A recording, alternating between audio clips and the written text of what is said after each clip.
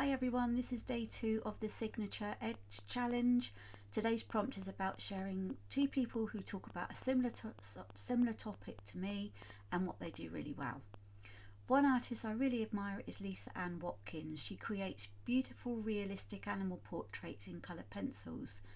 And what I really admire is the softness and emotion in her work. Her teaching style feels very encouraging and approachable, especially for artists who are still building confidence with realism. Another person I really admire is Emma Colbert.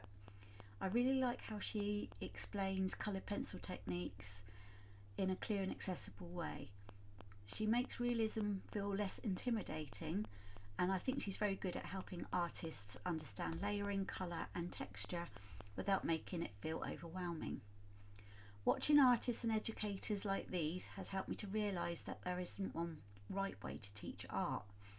For me personally, I think my approach focuses a lot on helping beginners feel calmer and more supported while learning realism, especially people who struggle with confidence, overwhelm or learning differences like ADHD, autism or dyslexia. I want people to feel like they can learn realistic animal art step by step without feeling pressure to be perfect. And this challenge is already helping me think more deeply about what makes my own teaching style unique.